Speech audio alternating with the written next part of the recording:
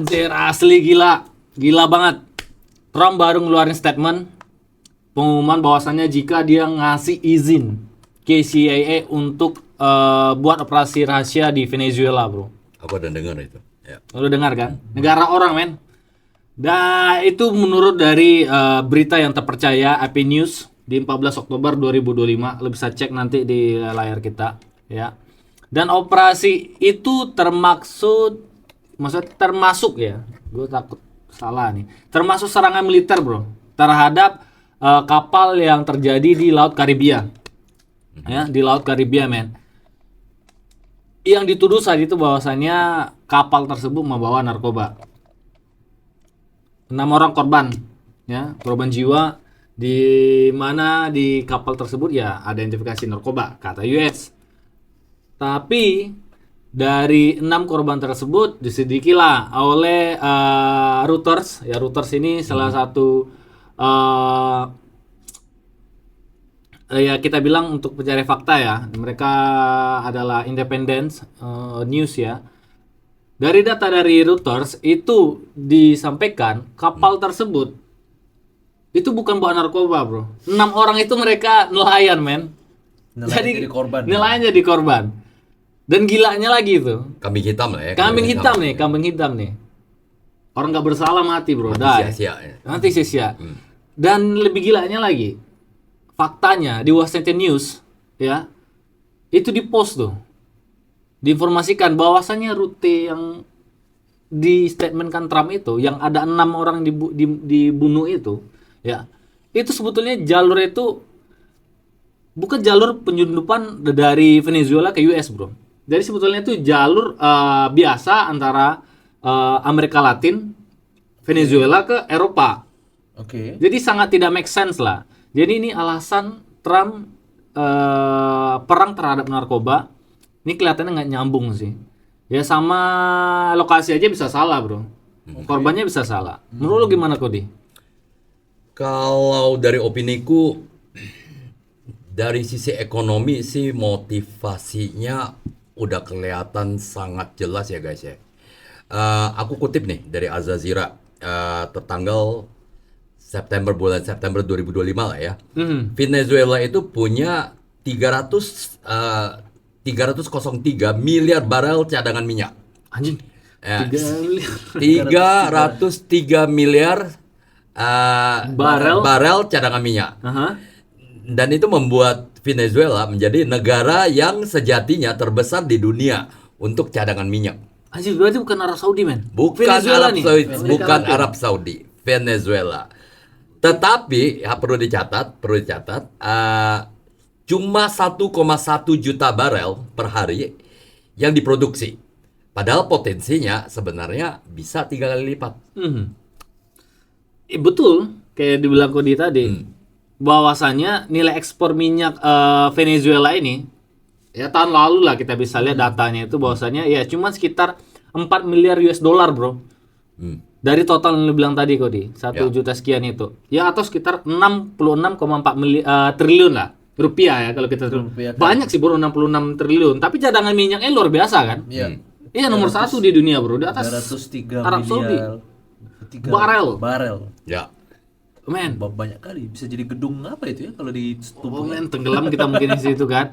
Ya kecil banget, bro, untuk negara dibilang cadangan minyaknya nomor 1 dunia tuh. Dan gue juga nih, gue sebetulnya gue mau tebakan juga nih ke Kodi sama Bro Ivan. Menurut kalian nih, negara Venezuela itu, ya kan? Kan cadangan minyak nomor 1 tuh. Ya walaupun mereka produksinya cuma 1 juta dolar, 1 juta barel lah per hari. Berarti ada salah. Tapi mereka jual kebanyakan kemana tuh, bro? Menurut Kodi, pangsa pasarnya siapa? Menurut lo negara mana gitu? Rusia Lu dulu deh, bro. Karena minyak kan, kalau Rusia masih kan sebenarnya. Tebakan Rusia. Kayaknya ke Rusia. Kalau gimana? aku lebih cenderung RRC, bro. Alasannya populasi lebih banyak, luas wilayah lebih banyak, dan mereka lagi gencar-gencarnya untuk pembangunan ekonomi. Itu alasannya, bener nggak? Secara poin yang lu bilang tadi, Kodi sama Bro Ivan, Ya kalau Rusia sebetulnya itu kan mereka banyak cadangan minyak dan gas alam cair ya. Jangan kasih tahu dulu, Ya. kita tebak lagi nih. Kita tebak lagi, Benar tebak nggak lagi. nih? Benar nggak nih? Gue bisa bilang Dibilang benar, Rusia, bro. Cina, benar. Betul. Jadi sebetulnya itu bisa dibilang ini kan Amerika ini bukan hanya persatu negara nih musuhnya, bro. Blok, antar blok kan. Nah, Oke. Ini bloknya Barat dan bloknya Timur. Rata-rata pembeli minyaknya Venezuela ini itu blok Timur, bro. Yang dibilang tadi, RRC, Rusia di situ gue pasti, India, bro. Nah itu tuh. Jadi sebetulnya itu Iran ngebeli nggak memang? Iran banyak minyak juga, bro. Ngapain dia beli Venezuela? Oke, Mungkin gitu. oke. Tapi mereka jualnya kebanyakan ke area timur nih, bukan ke barat nih, bro. Yang mana barat itu kan koalisinya US semua. Kita Indonesia beli nggak memang? Kita kan masih net impor kan? Kita impornya ke Singapura. Kita beli ke Singapura, bro.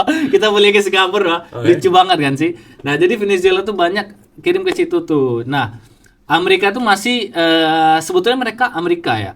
Terutama Trump sebetulnya kebijakannya itu mereka ingin masih memperlihatkan lah ke dunia bahwasannya itu Amerika Latin itu masih pekarangan rumah gua, bro. Dimana sebetulnya itu ya kayak dibilang tadi, mereka tuh ingin masih menunjukkan bahwasannya gue masih superpower loh. Dalam artian kayak dibilang Rusia sekarang ada perang sama Ukraina. Ya otomatis ada sesuatu yang diincar dong. Gitu pun Israel segala macam, ya kan. Nah, bukan hanya itu juga sih.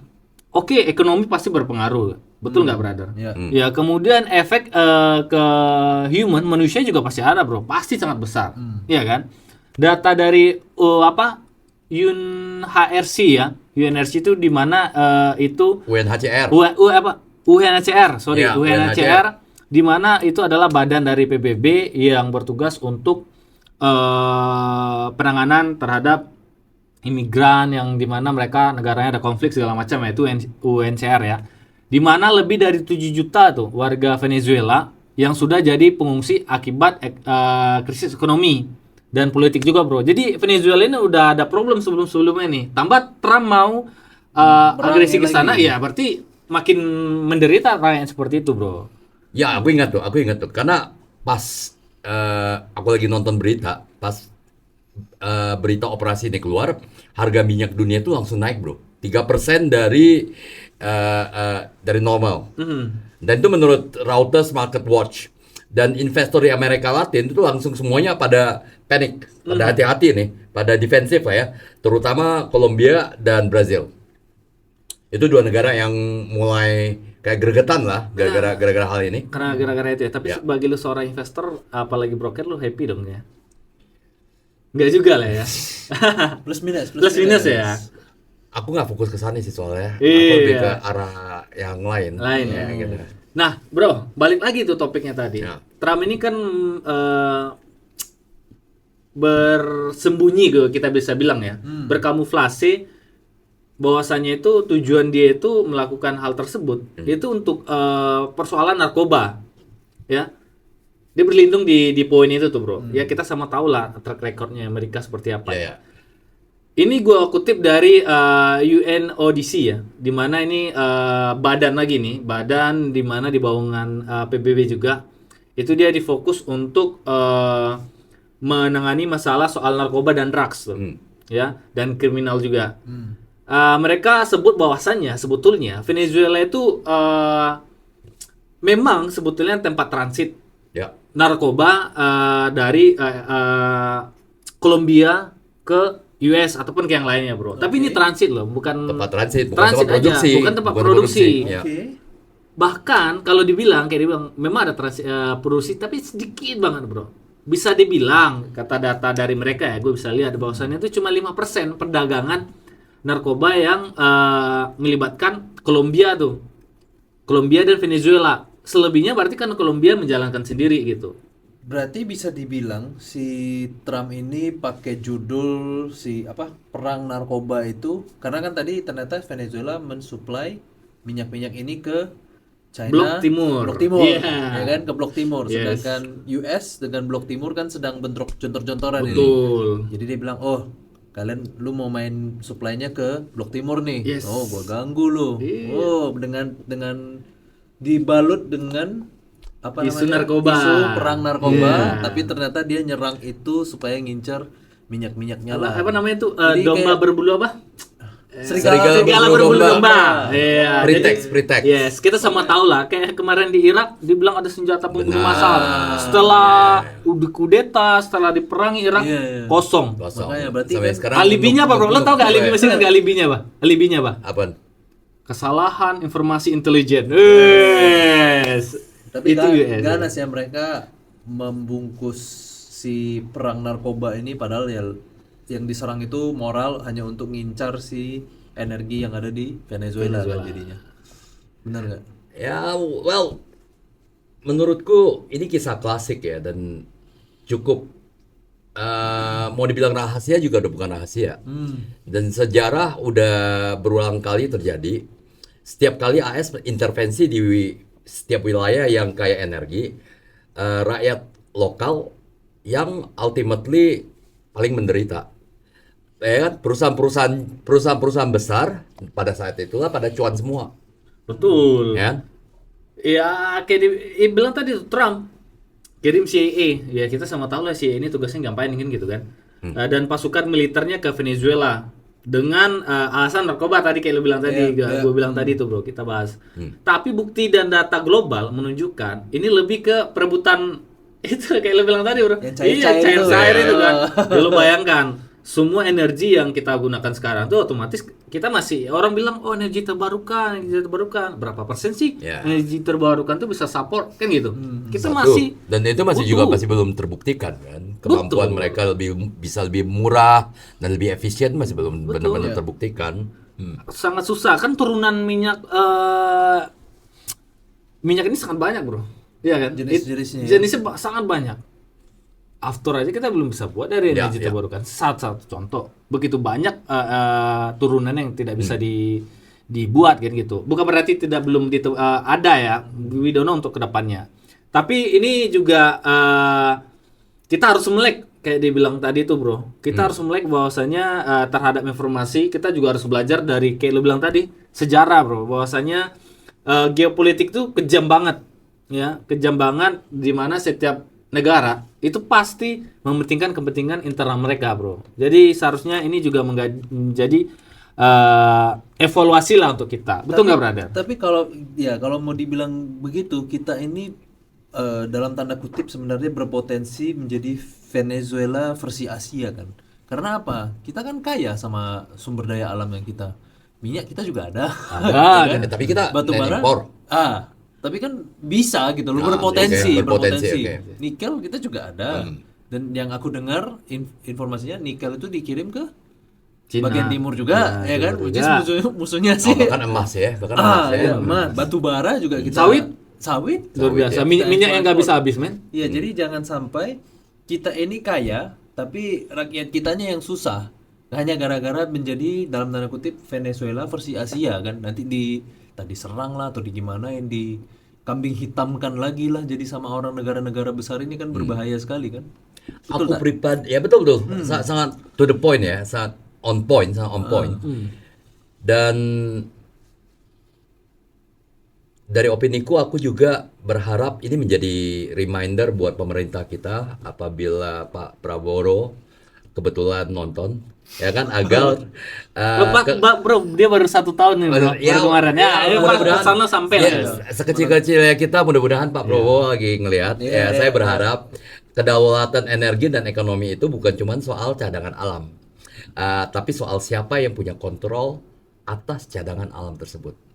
Sehingga kalau kita terlalu tergantung kepada asing, bisa saja besok mereka itu yang melakukan operasi rahasia di wilayah kita, sebagaimana mereka sekarang melakukan operasi rahasia di Venezuela. So Pak Prabowo sebagai our president now and ex defense minister, ya kita harus memperhatikan ini as a reminder dari gimana ya dari rakyat jelatamu ini gitu loh. Betul banget brother. Jadi ini bukan cuman soal tentang Venezuela. Kita juga harus belajar ya sejarah segala macam bahwasannya kayak dibilang kita jangan mau dibodohi. Kalau pemilik rumah sudah diatur oleh sang tamu, ya pemilik rumah itu pasti akan diminta pergi tuh bro. Kita akan dijajah, begitu kan. Ya. Tapi kita juga harus kembali sadar lagi bahwasanya di dunia sekarang itu bukan lagi soal perang senjata bro. Ya kan, soal senjata aja, senjata yang fisik maksud gue Iya, ya, iya. senjata yang fisik ya, Iya. senjata yang fisik, tapi sudah perang terhadap pengaruh tuh, ya, energi dan data. Data ini kayak data personal kita aja bisa jadi senjata bro, Iya, tarik, betul. ya dong. Betul. US punya bargaining power soal diskusi nih, kenapa? Dia punya senjata kekuatannya bro, kita buat apa, kan gitu. Sampai bertemu dan poin ini juga harus menjadi hemat kita bersama. Bagaimana kita bisa menang berunding di rumah kita Iya, ataupun antar negara ya. Ya. Ya kita harus punya bargaining power dulu bro. Kita harus punya yang benar-benar menjadi power kita lah, baik senjata segala macam. Ini mirip sama bukan kasus lah ya, mirip sama isu yang ada di Indonesia yang di bagian ujung. To the point aja men. Freeport aja. Freeport ya, exactly. Ya. Mirip kan? Secara nggak langsung, walaupun dia bukan memerangi kita di Dia pakai Indonesia. proxy itu, bro. Dia kan Ya, dia pakai proxy. Freeport, jadi padahal itu punyanya kita, tapi Tanahnya ternyata kita, tanahnya gitu. kita, hasilnya kita dari sumber daya alamnya kita, tapi malah dikendalikan sama orang-orang luar. Simpelnya sih begitu. Kan? Boleh begitu. Nah makanya, jadi dari Coach Didi seperti gimana? Oke, sebagai closing untuk teman-teman kita, subscriber kita yang udah mendengar podcast kita hari ini, terima kasih. Dan apabila Anda menyukai topik ini dan ada komentar, ada opini dari Anda, jangan sungkan untuk mengetiknya di kolom komentar dan like kita, share ke teman-teman supaya kelak Indonesia nggak akan menjadi seperti Venezuela saat ini yang diinvasi oleh Amerika. Dan seperti biasa, jangan cuma dengar, tapi pikir juga. Karena kadang yang nggak kelihatan itu justru paling bahaya. Sampai jumpa di So episode guys, berikutnya. sampai jumpa. Bye. See you in next video.